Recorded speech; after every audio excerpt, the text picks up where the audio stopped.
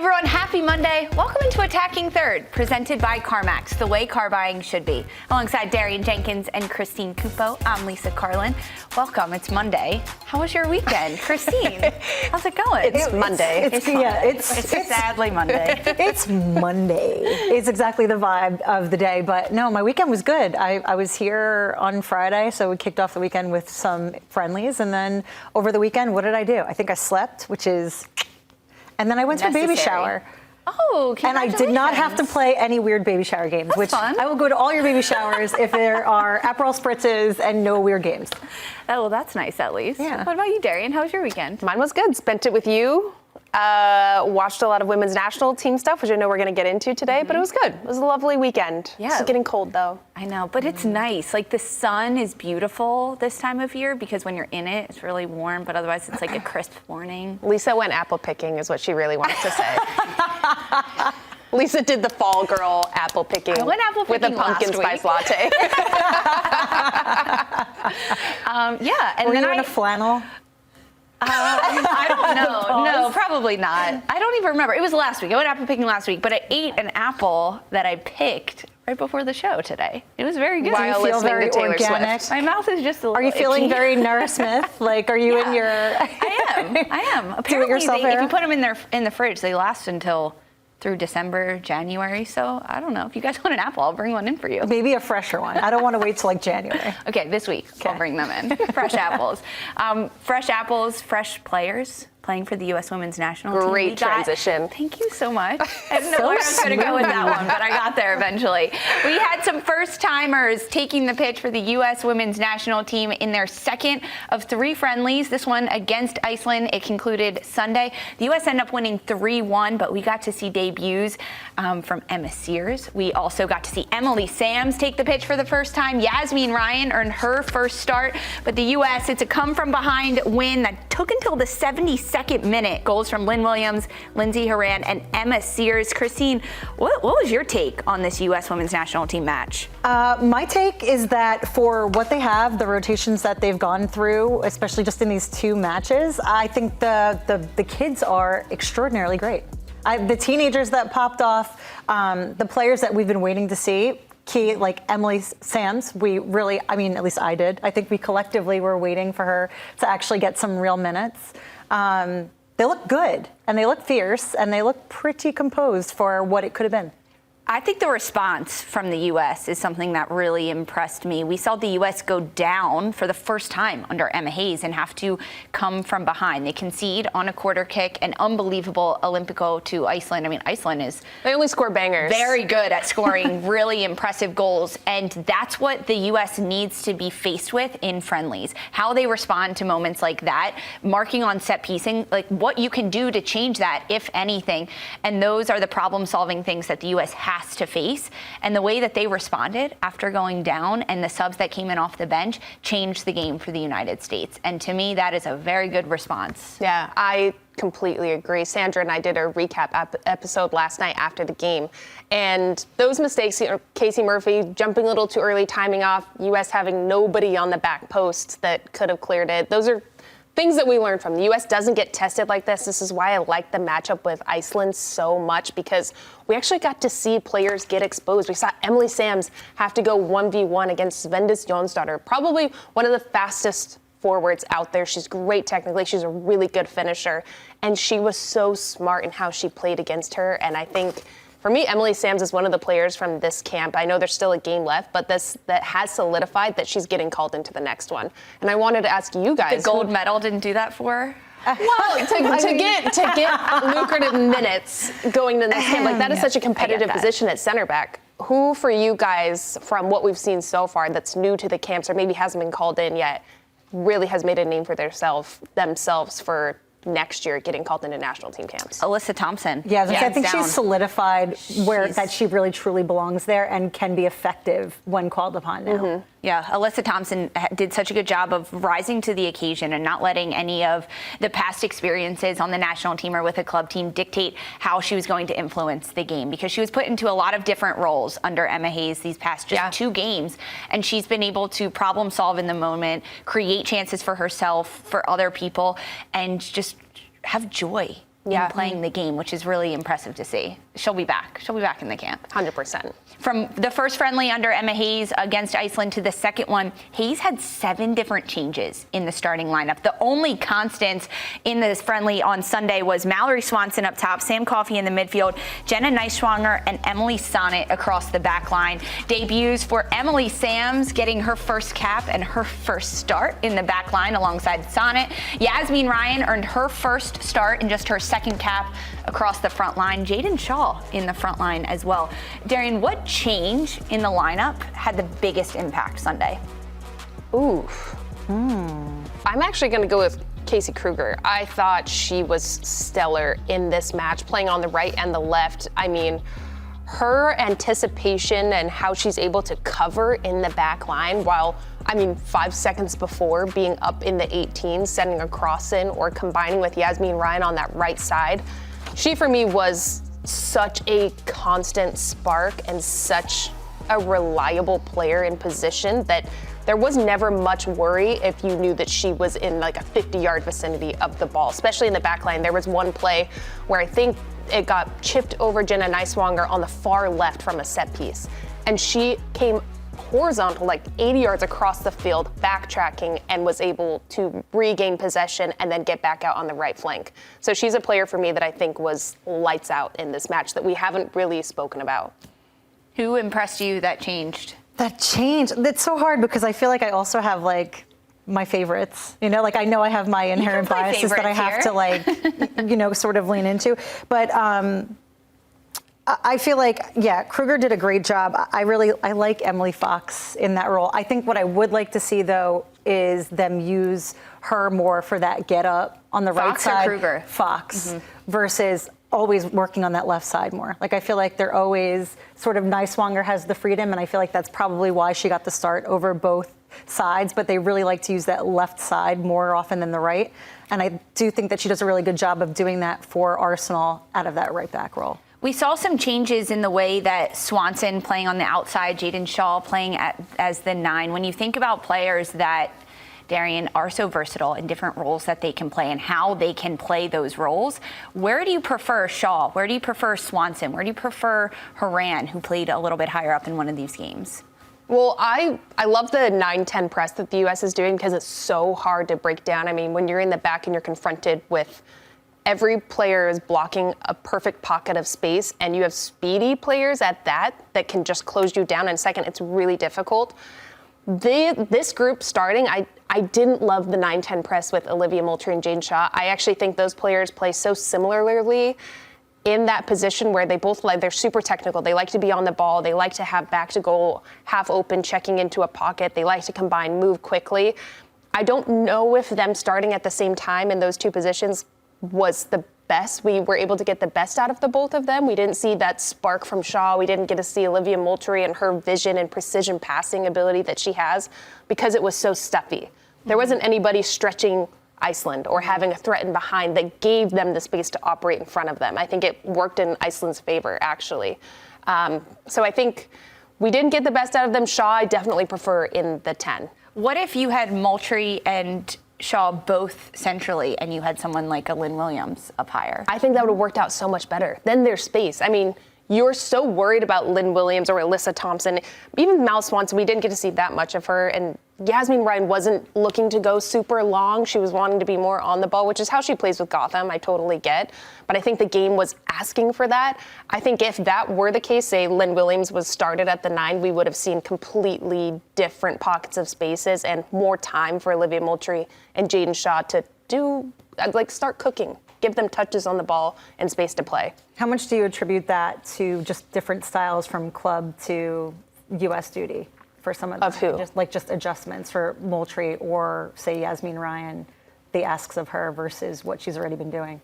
It's tough because think about this too. These players are jumping into a new speed with Emma Hayes. The ball movement is so much quicker than I think when they were first with the national team, or at least Olivia Moultrie when she first came in. Yasmin Ryan, this is her first camp. That is overwhelming to jump into a match like that. So you go back to what you do with your club team.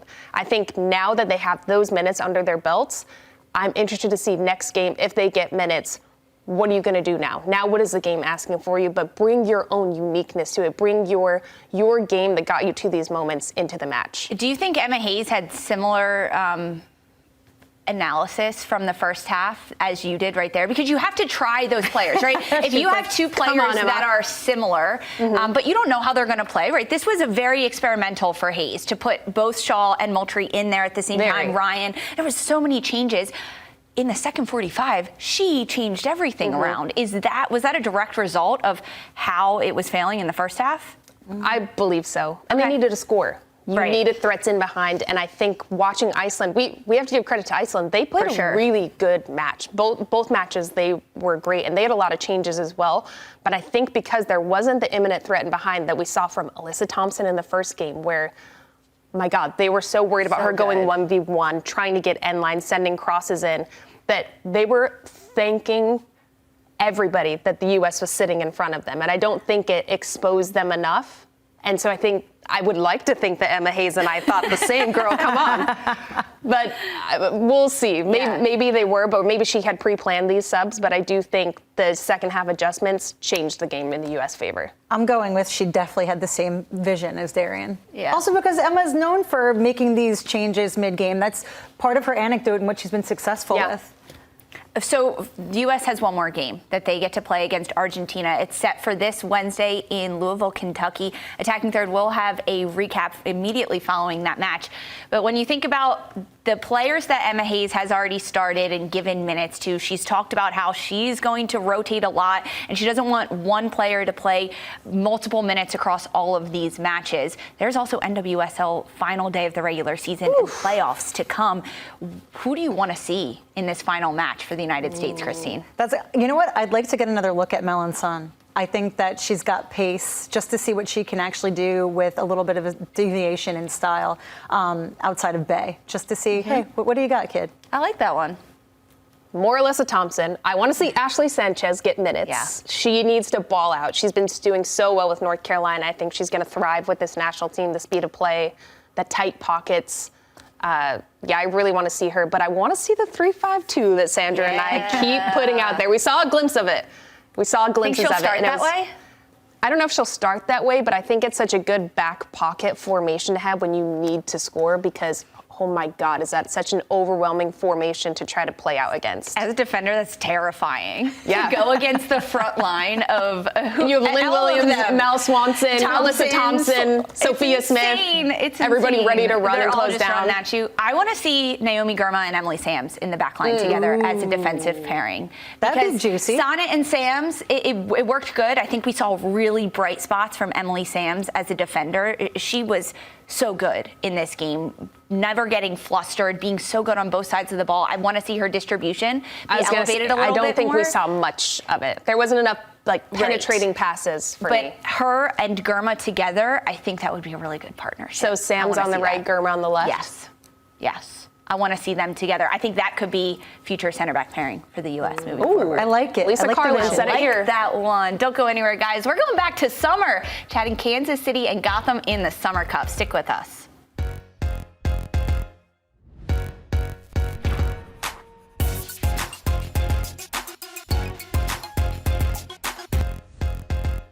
Hey everyone, welcome back to Attacking Third. This past Friday, we said goodbye to summer with the NWSL Liga MX Femenil Summer Cup. Kansas City taking on Gotham FC. The current one, 2-0, thanks to a first half brace from Temwa Shawinga. If that was on your bingo card, congratulations, because that was an easy get. That was like the free squares. Temwa Shawinga going to score. She definitely did.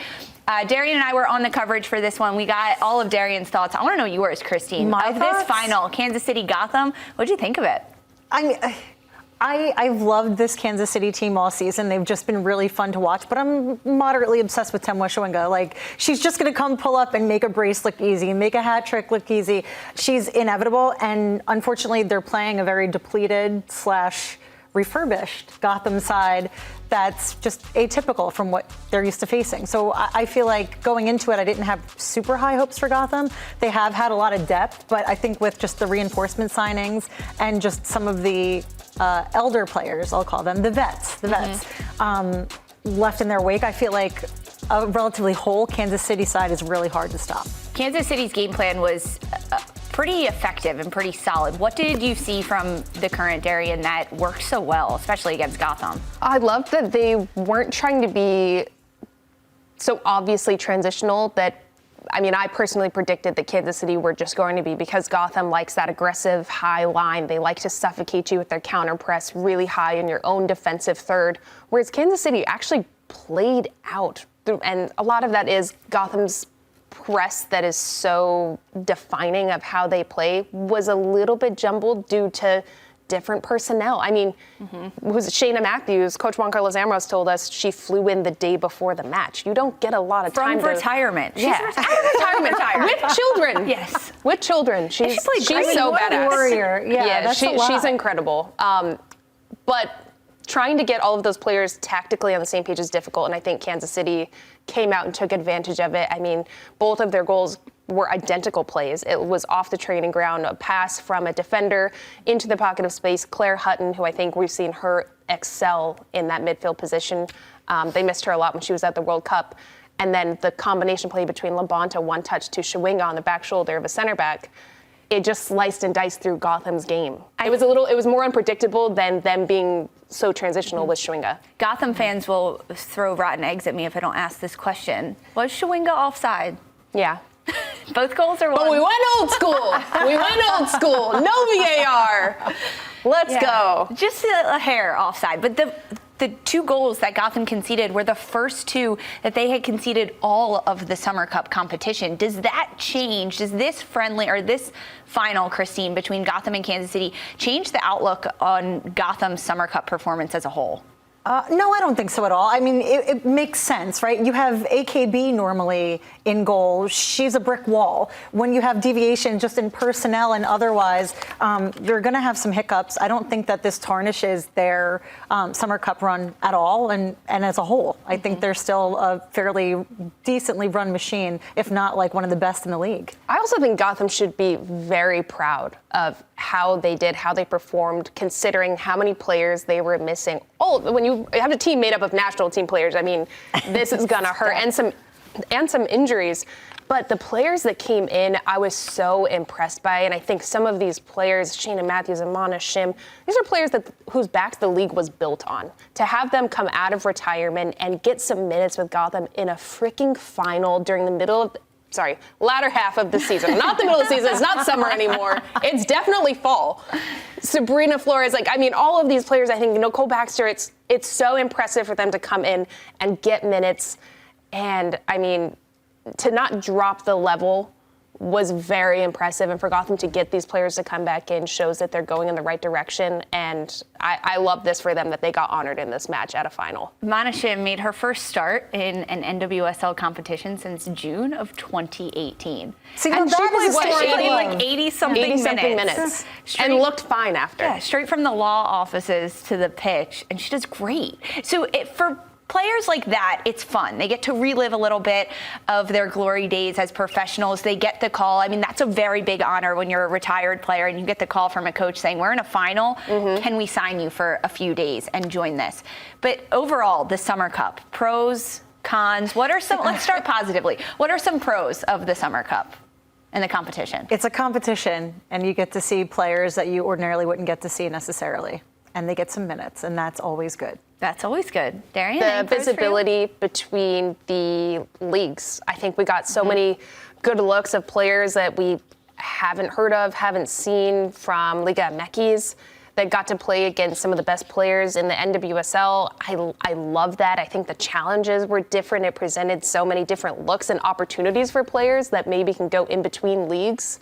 That's a big pro for me. I think it grew the fans as well. There were a lot of fans that showed up to some of these games and then got to experience Liga MX side, or even individual players that they see compete internationally, and then they get to watch them up close. It was a very long, drug-out tournament. It started in July during the Olympics over the international break.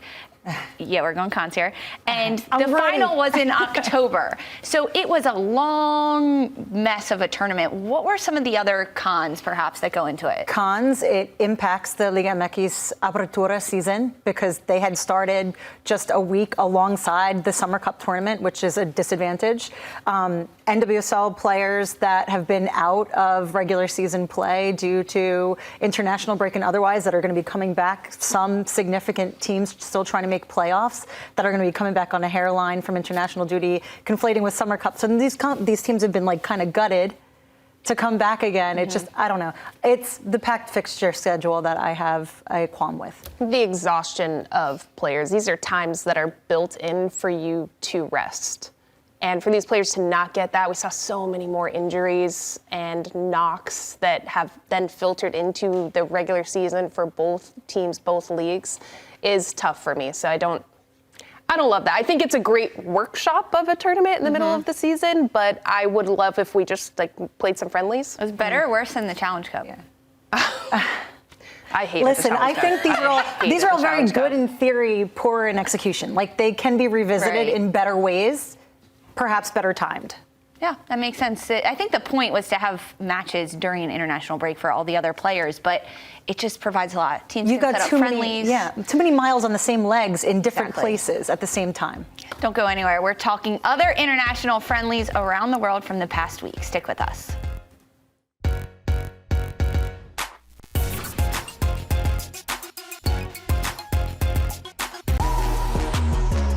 Welcome back to Attacking Third, presented by CarMax, the way car buying should be. International friendly results from around the world of women's football. South Africa falling 5-0 to Denmark. Italy putting 5 over on Malta. Germany and England, 7 goals in this one. Germany get the 4-3 win.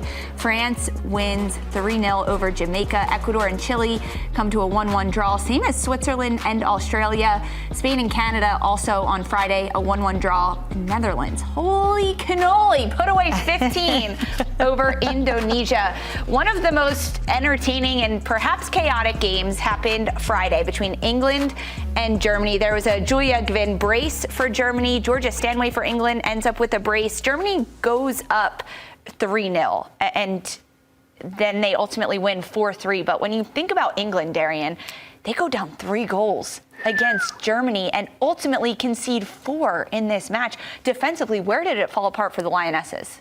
There was Swiss cheese in the back line. I think their setup of how they were looking to attack, how they were building, left them so exposed in the back. I think Leah Williamson at the beginning of the game was a little too casual on the ball, and look at how overshifted Jess Carter had to be. And then, Julia Gwynn, brilliant finish. She was playing outside back and just hauling up the field. I have in my notes from watching this game, Germany dribbling through England's pressure, discombobulated the Lionesses. Germany moved the ball to Vedum, game on.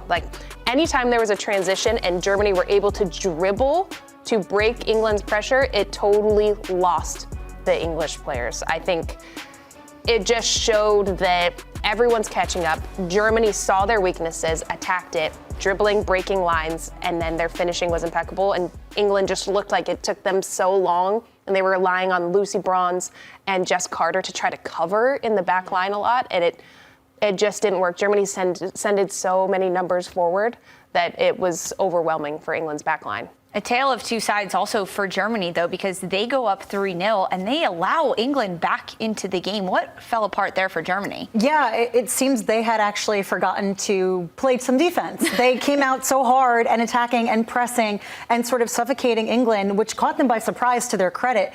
But they started to unravel, where it's like, okay, you have Gwynn coming up the side, you're leaving a lot of gaps. England were bound to find those holes where they could or create them.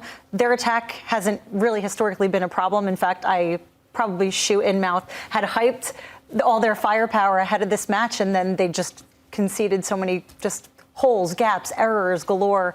But Germany took advantage of it, and I think absolutely seeing a new manager bump. It's just that they're not able yet to see an entire match through, and I think that's what left them exposed. Is they came out early, they couldn't manage the same for the second half. It's giving Kansas City earlier 2024 season. I really like the way Germany played. They built with their center back super wide. When you have Ann Katzenberger as your goalkeeper, you can use her as almost that mock third center back in the middle. And her ball playing ability to just play really penetrating balls into the front line, or even midfield line. She was pinging balls to the forwards on the German front line. I really like it. It's a very daring way to play when you have a team like England that can punish you for it, which I agree. They didn't play a full 90. They made mistakes that left them exposed. But I love building in that 2 center backs super wide. I think it worked in Germany's favor so well, at least in the attack. There are moments where it's not going to help Germany, though, right? If you're going against a side that is a little bit more organized in what their attack is doing. Who do you think would punish them? I think the U.S. right now would punish them in that type of system. Yeah. Very much so, especially if Emma Hayes puts the 6 front runners up there and says, go. Yeah. I also don't think that this is like the perfect snapshot of an England side. A lot went wrong for them when you don't really Leah Williamson hasn't really come back into form since her ACL, both for Arsenal or for England. This is her first time back in the England squad since then. Same thing with Millie Bright, who's kind of been on and off with her knee. Who was the weakest point for England? Honestly, the 2 of them. Yeah. And it's sad because they're captain and co-captain. You really do need them there. But, you know, eventually I think Serena, if they don't start to progress back into the direction of what you know they can do, you still have to start turning your head and looking around. Who was weak for you? Yeah, I would say the center backs. I think that's where defensively they got lost, where they were exposed in transition, trying to be a little too wide expansive, and the ball wasn't taken care of it enough. Or there weren't good enough countermeasures, at least in England's midfield and back line, for them to make up for it. A little bit of time for England and Germany before the Euros. Yeah, they had time. Yeah. It's just a friendly. I'm not worried. Meanwhile, Canada took on reigning world champions Spain. And for Canada soccer, they are in this mix of a turmoil of not having a permanent head coach, having someone else step in there.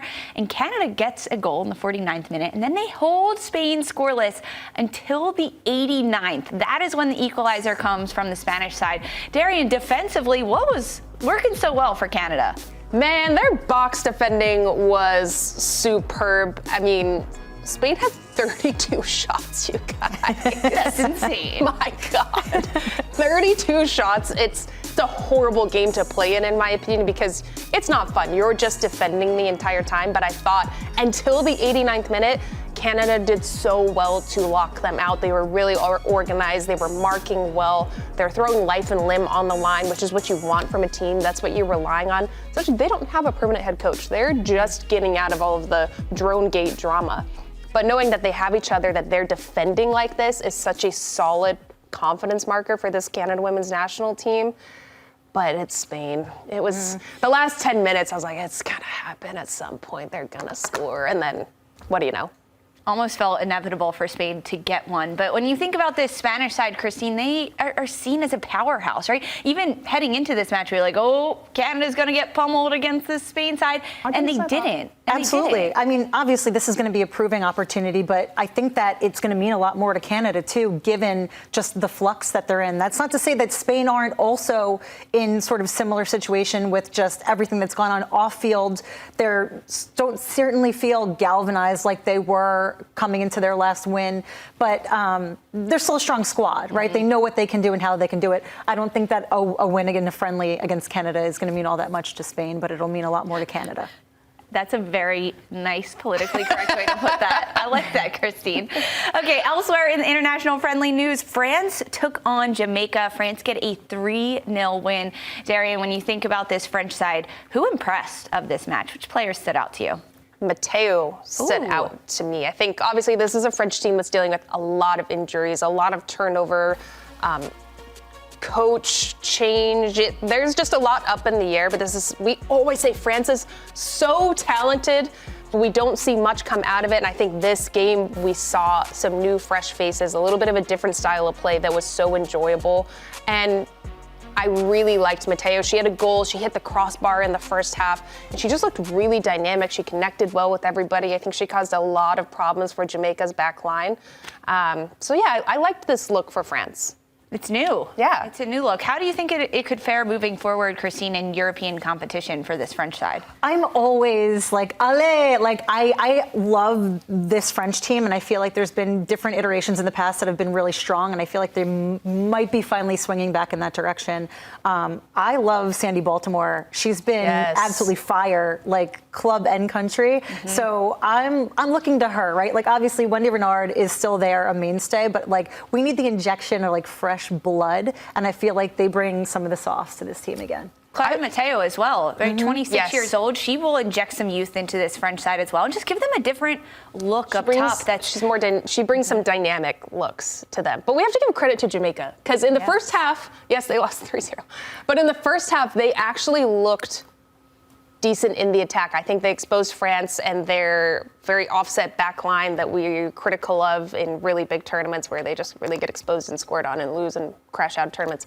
Jamaica looked like they had opportunity to score. Yes, they didn't fully come together, but I like this look for Jamaica. I think we're seeing them grow where it's not so reliant on Bunny Shaw when she is healthy and paperwork is worked out. She's able to go to camps and matches with Jamaica.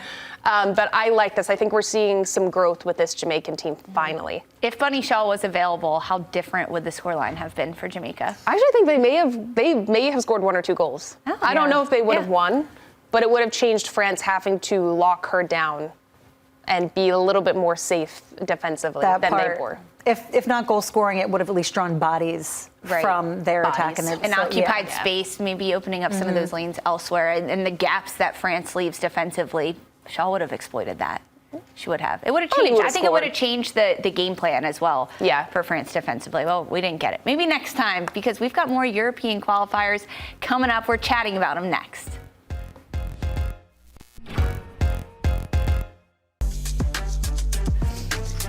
Welcome back to Attacking Third. Next week, there are more women's international matches. These upcoming fixtures start on Tuesday. Italy taking on Spain, Sweden against Luxembourg, Belgium taking on Greece, and then on Wednesday, England against South Africa. You can watch these matches across Paramount Plus, Gotham Network, and CBS Sports Network.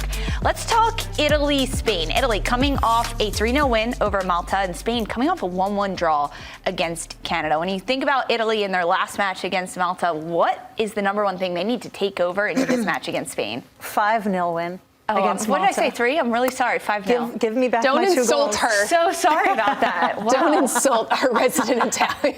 I should know that too, because it was our researcher, Adriana's birthday that day as I'm watching the match, and it was the 80th minute or something. I was like, hey, congrats, Italy won 3-0. And then I was like, okay, 4-0. Oh, 5-0. Congratulations. All in the last 10 minutes. 4 goals in 11 minutes or something. Okay, so I apologize. Italy, what are they bringing against Spain? What are they bringing? Well, TBD, okay? Sun Chin has wanted them to create some consistency, but do I think that Malta was a legitimate test? Not defensively at all. This was really a match that was largely Italy v. Italy. You saw how poor they were finishing their chances in the final third. They were making moves and were dominant, of course, but that's not going to be Spain, right? Spain are not going to sit back and be docile the way that Malta did. They did beat them in their last meeting 3-2. I don't know what team we're getting moving into this. It seems like we've got this injection of youth and a little bit more clean passing and strategy coming into play. We need to see if they're going to be able to maintain that match over match against harder competition. Again, this last match, the defense did nothing, had to do nothing. Where they flubbed was in their attack, and their attack was literally just them flubbing, missed passes, not nearly as clean as they need to be, not being able to get the shots off on target accurately. They squandered a lot. How much of an advantage does it give Spain knowing that some of their players could be absent for Ballon d'Or awards? I mean, yes, that's again, it's a friendly, but I think that certainly plays into Italy's favor there. Yeah, I like that one. We'll have to see. Okay, England, they're taking on South Africa, Darian. When you think about this England side and the match that they're coming off of, falling 4-3 to Germany, they have to pick things up. As a player, you never want to lose like that, and you want to continue taking steps in the right direction. Where is the evolution for England's game in this international window? I think we're going to see them be a little bit more structured defensively, have better countermeasures, better just all-around body positioning of their back line and their 6 to lock out South Africa getting into the attack, having those transitional moments. Because if I'm a player on South Africa and we're scouting the last match against Germany, it's like dribble to break lines of pressure. they don't know what to do. They're sitting into pockets looking to block out passes. But if you dribble, you're going to have a lot more time and we can transition quickly.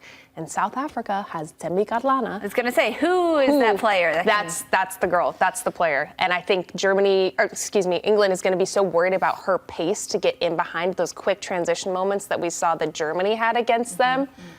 She's even quicker than the players that Germany has. So they're going to have their hands full in that regard, and I think it's going to make them have to shore up defensively, have better positioning, be much cleaner, much more urgent with their passes. But I think it's freaking England. They're going to improve. They're going to learn a lot from that last match, and it's going to be a good game. But I'm looking forward to it. I actually think South Africa is going to put them on their heels a bit. Yeah, a little more urgency from England. They needed that, especially after that Germany game. Not good enough.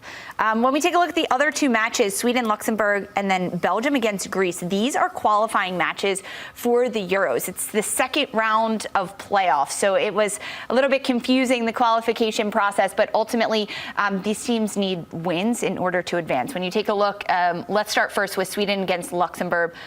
Sweden up 4-0 on aggregate against Luxembourg, and they play them again. This is Tuesday at 2 p.m., Christine. Is Sweden back to being the powerhouse team that we've known for the last several years? I think they're headed down that path for sure. I don't think I've ever taken Sweden out of the conversation, but we've seen sort of their ebb and flow. I think that this ramp up, we'll see them re-solidify for sure. Give some consistency. Yeah. I like it. Meanwhile, for the other team, Belgium against Greece, they are 0-0 on aggregate right now, 0-0. Belgium has to get a win over Greece in order to advance to the next round of playoffs for the Euro qualifiers.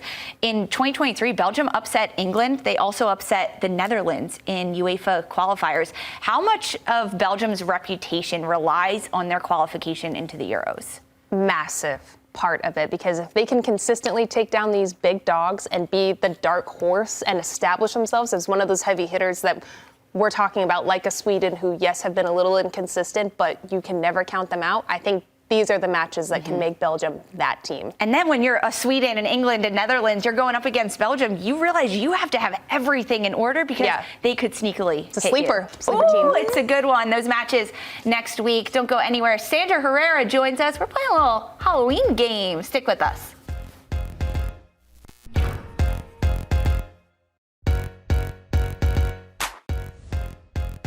Welcome back to Attacking Third. We are excited to play a little game of trick or treat. It's Halloween week, so of course we have to get into theme and into character. And to do that, we have to welcome in the fourth member of our show, Sandra Herrera. Sandra, good morning. How are you? I'm hyped. I'm so excited for this. When they said, come on for the Halloween segment, I'm like, yes, let's do that. No insider, no reporting, no breaking news. Let's just have fun. Just bring me out for the fun Halloween segment. Let's go. We just want to have fun. Darian, stop looking It's also at me. 1:30 in the afternoon. Are we okay? It's morning somewhere. It's that apple I ate, guys. It's getting to my head. She went apple picking. It was really crazy. It threw her week off. You good? Was there something? Anyway, we're going to move on and Were play there our game dwarves around? of trick or treat. Snow White? Trick or treat. So trick is a bad thing, a negative thing. A treat is a good thing. So let's dive into it. Our first topic is showing up to matches in a fit. We have the fit walks. It's a big part of it. Is that a trick or a treat, Christine? Treat. I love fashion. I like to see people show their individuality, a little bit of creativity. It bridges the gap between like super cool player and super dope athlete. So I like to see it. Oh, obviously treat. Back in my day, I dressed up a couple times on the fit walks of a couple of my teams, so definitely treat. Do we have any fit pictures from back in the day? Because I will Check the dig. gram, girl. They're everywhere. Check my gram. No, please don't. They're deep down. I'm going deep. They're down in the. You gotta scroll. Deep. Sandra? I mean, we're going 3 for 3 here. That's not shocking. It's absolutely a treat. I also really like it when players want to maybe utilize the game day walk up to like make a statement. We've seen players do that as well, whether they're rocking shirts for the players associations and things like that. So it's a way to make you feel good. It's a way to make a statement. I'm here for the treat all the way. I am going to go like Trick on this one. You want to be comfy? I want to be comfy. You don't want to think about it? Like, I don't care what everyone else does. If that is part of your style, no. I am rolling up in sweatpants and a t-shirt. But is Jason it because Kelsey style with flip-flops and shorts? Like that. But is it because you don't want to be distracted worrying about what you're going to wear to a game? Sure, we'll say that. Yeah, no, but it's because I'm lazy. Some people Kelsey like that. fit. Some people don't like to have to worry about what they're wearing or think about how other people are going to be perceiving them. I don't want to think about it and worry Yeah. about it, and I just want to be comfy. I get I'm that. there to do a job, right? And even like the makeup, like I could never wear makeup when I played. I was too sweaty. It got in my eyes. I couldn't do that. I couldn't do it. So I'm going trick for that one. Our next one, trick or treat, playing in a tournament without any information about prize money. Trick or treat? Sandra, we're going to start with you. Trick. Trickety trick. I mean, like I couldn't even believe that when we saw it on our segment. I'm like, I know this is going to be another one where we're all going the same direction, but it's absolutely a trick. I mean, showing up to work, not knowing in where, if, how much you're going to get paid, trick all the way. Yeah, trick. Putting your body on the line for a nonsense tournament, in my opinion, and not knowing what you're going to get paid is ridiculous to me. The trickiest trick to Sadly, ever I've done it trick. before. You don't play with money. Yeah. Trick. I'm also going to trick you on that one. Okay. The next one, trick or treat, not having a women's young player or a women's goalkeeper award at the Ballon d'Or. Darian. Trick. Trick. Yeah, these are two places where they should absolutely be honored. Women's soccer has just taken over the world. These players absolutely should have the opportunity to get an award like that. Mm-hmm. There's absolutely no reason why there isn't. It's beyond trick. It's me running through the woods, tripping over the log, getting chased by the serial killer. Got Okay, it. like Sandra. Unprepared, unprofessional, unserious. Make it happen. Ballon d'Or, I feel like they just got here to this level where they're acknowledging the women's game, and they're still behind with these type of awards, not in existence in their rollout. Trick as well for me. Trick or treat, our next one. Chicago doing a rebrand and dropping red from their name. They're now just the Chicago Stars. Sandra, we're going you first. Trick or treat. It never ends. I thought this week I was going to get a break from all of this stuff. So I'm going to say foul. It's trick for me because you all are like making me still talk about this. But I'm going to also take this time because I've talked about it. And guess what? I've also written about it. So go to CBSSports.com and you can get it all there. Hey, I'm also saying trick. I have a pet peeve at the NWSL naming some of their teams like, woo, Orlando Pride, but it's Courage. like not with Lioness. NC Courage, where I feel like we should have some badass names in women's soccer, and I feel like Chicago Stars kind of doesn't give me the punch I want for these incredible women on the pitch. So trick. trick, hated it. Oh, I'm going to go treat. I didn't mind it.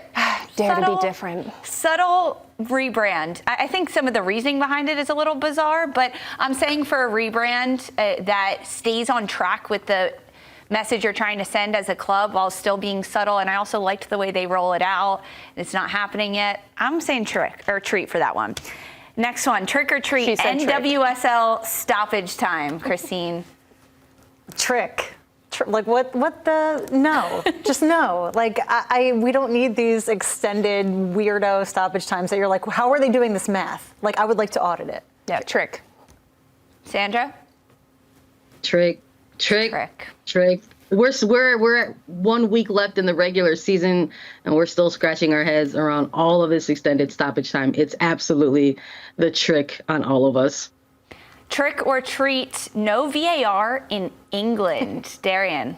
I'm going to go treat. It's old school. It's, hey, there's not really many rules. We're just going to wing it and see what happens. No, I'm just playing. Definitely trick. That sucks as a player. I don't want that. Christine? Treat. Yeah, like keeps the spirit of the game. I don't need to know that somebody was offside by a toenail. Oh, Weird. I like that. Yeah. Sandra, trick or treat, no VAR in England. I'm also gonna go treat. I think if you find yourself on the playing side of things and you want to be in a league that has that type of technology, then maybe you should go play in a league with that type of technology. So I'm gonna go treat. Ooh. Keep no VAR. I'm going to go trick. I want it in the Super League. Yeah. VAR I think is it the should police. There's too many it should be controversial things that happen where I'm uniform like, yeah. across the game. It should be uniform across the game. Right, but it's not, so it's flawed. Yeah, right, but it's not. Everything in this world She is said by a toenail. Okay, third kits. Trick or treat. Should there be third kits in the NWSL. Sandra. Only if they're available for purchase and to rock them. Give me more options. I'm always here for more gear in women's sports. Treat. Yeah, absolute treat. There should be, and it should be, they should incorporate the community somehow of like helping design the kits in some cool, funky way that we all get a part of and love. Because the kits are kind of boring a lot of the time. Didn't the NWSL partner with like Adobe to do like creator things? It's like they're making like digital soccer balls or something. They should make kits. Or like digital art. They should make more third kits. It's a good idea. Yeah, actually, I'm going to go treat, but what I'd say, the caveat being, it should only be a third kit for the Shield winner of the season. Oh, kind of fun. If you won something, I like that. Wow. Some teams would have a lot, though, and others wouldn't. Oh, we'll see. Okay, last one. Trick or treat. Scoring a goal on your U.S. women's national team debut. Treat. Are you kidding? That's a dream. Treat, and in Emma Sears fashion, because she came in and was just blazing on the field, and to have the confidence to just take with her weaker foot a one-time shot was chef's kiss. A goal and an assist for Miss Sears. Sandra, trick or treat. Absolute treat. I'm talking full size, king size candy bars type of treat. Congrats to Emma Sears. Oh, I love that. I am also going treat. How can you not? Congrats to Emma Sears doing that on her debut. Maybe we could get to see it again. We'll see. The U.S. women's national team, they get to play later this week. We have one more that we're going to do. Every member of the U.S. women's national team at the Olympics not getting a medal. You go first. Trick. Yeah. It is terrible. I think we can all agree. Trick. Trick. Look at Sandra with her thumbs down. Yeah. Yep, we're all trick. That's rough. Justice for Jane Campbell and Hal Hirschfeld at the Olympics. Well, the U.S. women's national team, they take on Argentina on Wednesday. This week, we'll have a live recap on youtube.com/Attacking Third. We'll see you there. Thanks, everyone, so much for joining us today. Attacking Third was presented by CarMax, the way car buying should be. Have a great week.